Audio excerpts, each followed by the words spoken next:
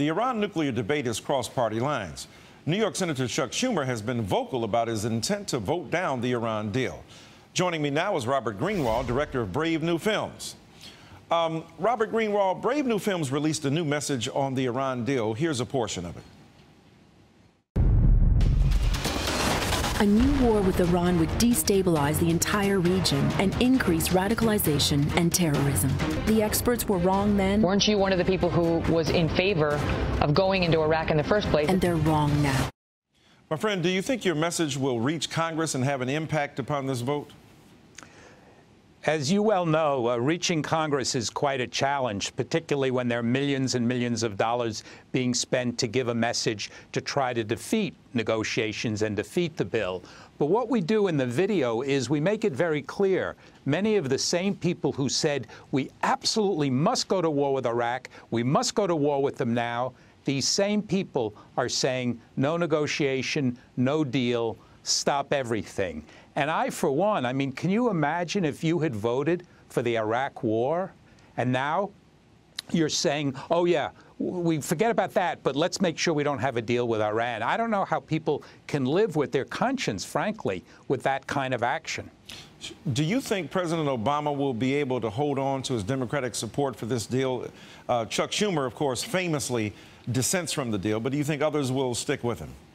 Yes, I do think they will. I think there are many members of Congress in the Senate and the House who are looking at the deal, who are paying attention to the reality, and who know that this is our best chance for peace.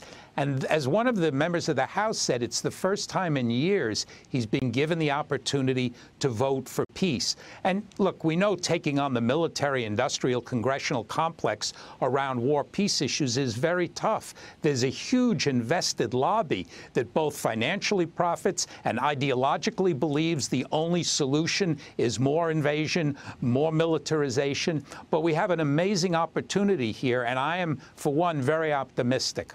Well, Senator Schumer also said the inspection regime in the first 10 years of the agreement is simply far too weak. What's your reaction to that?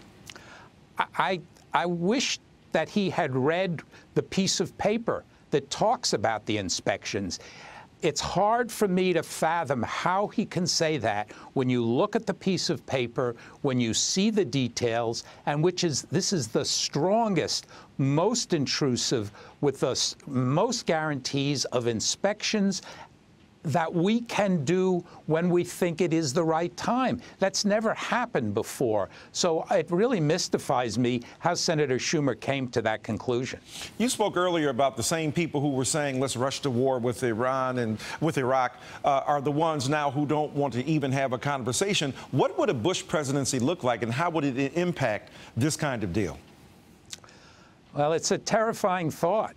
I mean, let's just pause for a minute. The number of lives that have been taken because of the Iraq war, the deaths on Americans and Iraqis, the financial toll, to think that that might happen again with another Bush and another war is something that I think many people, no matter what their political bias or approach will be, would really hesitate, because we're still paying an enormous price in lives and money and morality for the Iraq war. And to think, here we have this incredible opportunity. Look, I've been very critical of the President Obama on drones and critical of Afghanistan. I'm thrilled there's an opportunity now to be supportive and say he's done something incredibly important, and it behooves every single one of us to call our senators, call members of the House, and tell them act now for peace. Protect the possibilities of peace.